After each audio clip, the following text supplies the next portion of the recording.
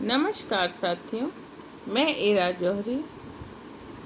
यूं ही आज फुर्सत में बैठी हुई थी कि मेरी नज़र जो है हिंदुस्तान में छपी कहानी महमूद पर पड़ी,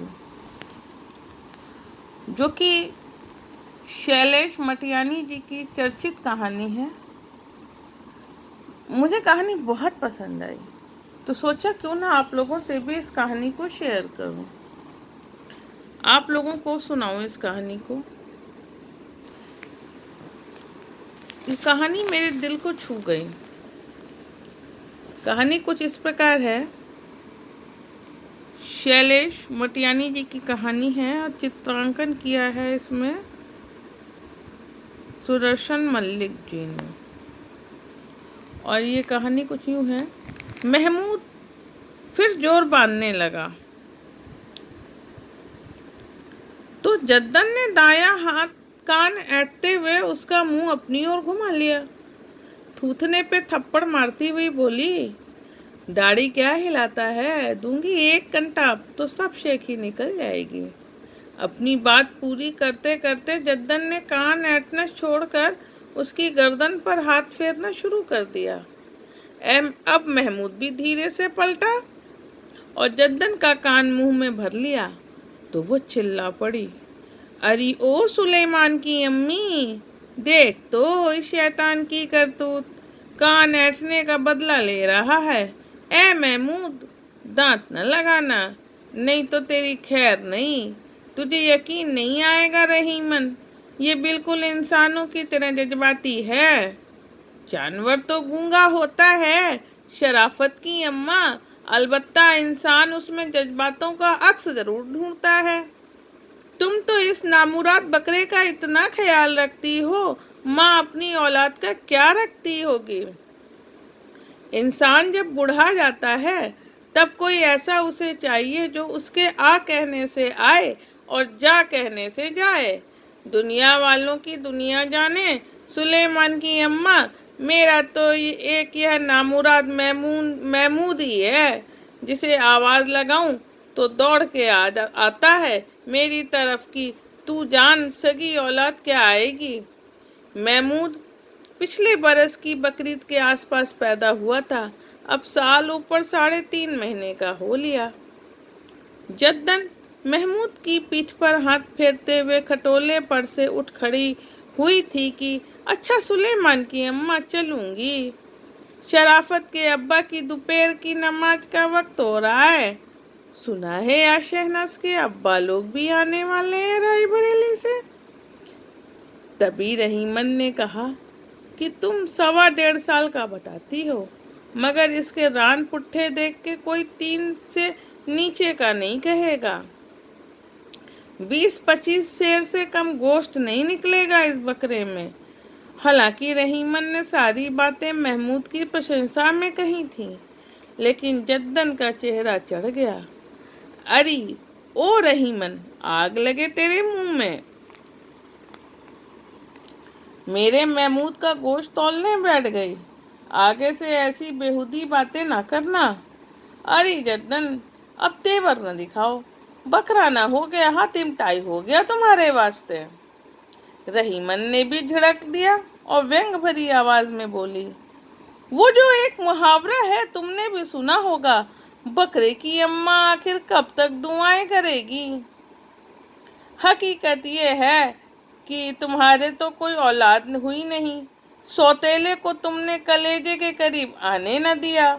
बस यही वजह है कि तुम इस दाढ़ीदार बकरे को मेरा महमूद पुकार के अपनी जलन बुझाती हो। जद्दन आगे बढ़ती हुई ऐसे रुक गई जैसे बिच्छू ने काट लिया हो।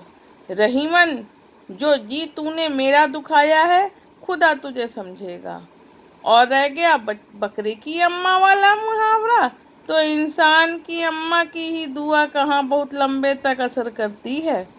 करती होती तो तेरा बेटा सुलेमान आज जवान हो चुका होता और तू सिर्फ नाम की सुलेमान की अम्मा न रह जाती। खुदा मुझे माफ़ करे, मैं तेरे ऊपर बीते का मजाक नहीं उड़ाना चाहती थी। सिर्फ इतना कहना चाहती हूँ, दर्द انسان کو اپنے جذباتوں کا ہوتا ہے، جس سے جذباتی رشتہ نہ ہو اس کا کاہے کا سیاپا۔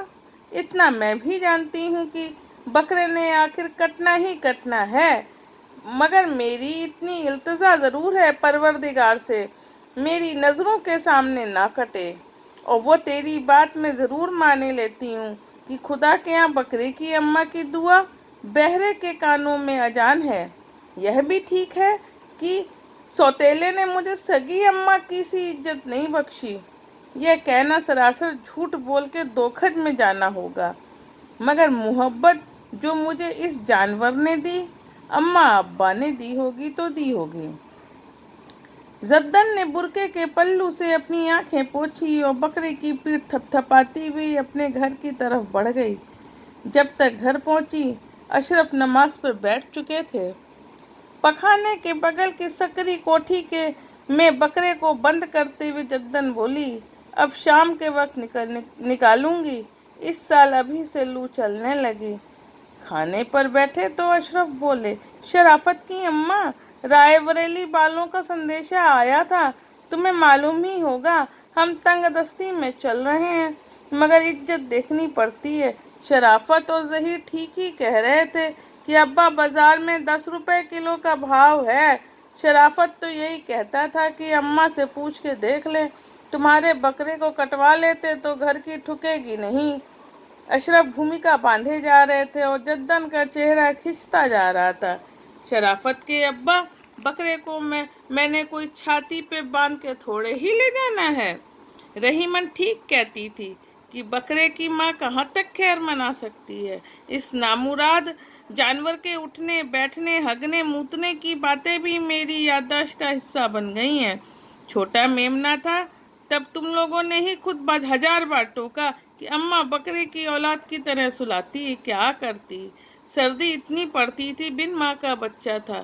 خیر میری تو اتنی سی صلاح ہے کہ جہیر سے کہیے کہیں ادھر کٹرے کنڈیل گنج کی طرف کے کسائیوں کے ہاتھ بیچ آئے، اور اس کے پیسوں سے چاہے پھر گوشت لے آئے یا دوسرا بکرا، اس کا تو گوشت بھی بو مارے گا، اور خدا جانتا ہے میں نے تو اپنا جی اب خود ہی کسائیوں کا سا بنا لیا کہ اس کو تو کٹنا ہی ہے۔ اپنی ہتاشا کو کمرے میں پتجھڑ کے پتوں کی طرح گراتی ہوئی جدن اٹھ کھڑی ہوئی۔ اشرف میاں نے ایک لمبی سانس لی۔ اسی وقت بڑا بیٹا ظہیر آ گیا تو اس کو ساری استھتی بتائی گئی۔ وہ بولا، اماں کو میں سمجھا دوں گا، میری مانیے تو سلیم کسائی کو بلوا لیں۔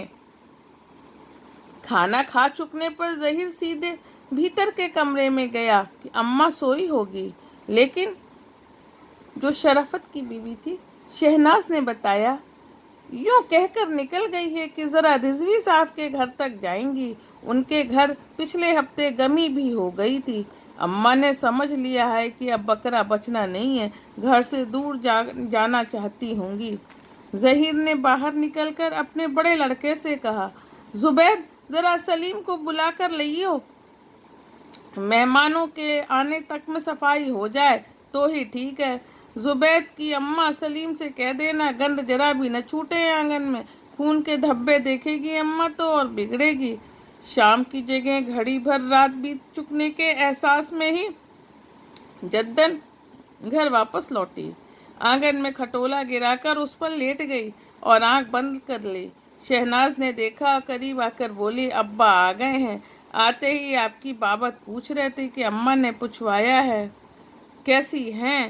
اماں تم کھانا کہاں کھاؤ گی، میرے لیے 2 روٹیاں یہیں بھجوا دینا، میرا نہ جی ٹھیک ہے نہ پیٹ، زبید کو ذرا بھیج دینا، میں اس سے کچھ منگوا لوں گی، اور اپنے ابا حضور سے میرا سلام کہنا، اور کہنا صبح دعا سلام ہوگی۔ شہناز نے انبھو کیا کہ جدن کی آواز مرتے وقت سی ہو آئی ہے۔ واپس لوٹ کر اس نے بتایا تو اشرف میاں بولے، جب اسے کھلانا ہو ہمیں بلا لینا۔ کیوں بھائی زبید، تم کہاں تشریف لے جا رہے ہو؟ بڑی اماں نے 4 آنے ہمیں دیے ہیں کہ جاؤ شمبھو پنڈت کی دکان سے آلو کی سبزی لے آؤ، ابھی ادھر لا چمنی، اماں کو ہم دیکھ لیں گے۔ شہناز بیٹے ایسا کرو، ایک تھالی میں پلاؤ اور کٹورے میں گوشت لگا کر ہمیں دے دو، ہم لے جا کر سمجھا دیں گے۔ पुलाव की थाली और गोश्त का कटोरा शहनाज ने ही पहुंचा दिया। अशरफ मियाँ ने करीब से माथा छुआ और बोले, क्यों भाई, ऐसे क्यों लेटी हो? तुम रुसवा रहोगी तो सारी मेहमान नवाजी फीकी पड़ जाएगी। सारा घर कबाब गोश्त उड़ाए और तुम आलू मंगवाओ, ये तो हम लोगों को जूती मारने के बराबर है। गोश्त तुम्हें कभी परहेज रहा नहीं, अब इस हद तक जज्बाती बनने से कोई फायदा नहीं। आखिर जिन बकरों का गोश्त तुम आज तक खाती आई हो, उनके कोई चार सींग तो थे नहीं। लो शहनाज खाना दे गई है। जद्दन उठी, तीखी आंखों से अशरफ मियाँ की ओर देखा। आवाज मेहमानों तक न पहुँचे इस तरह दबाकर बोली, जहीर के अब्बा, नसीहतें देते आए हो, मेरी तकलीफ तुम लोग समझोगे?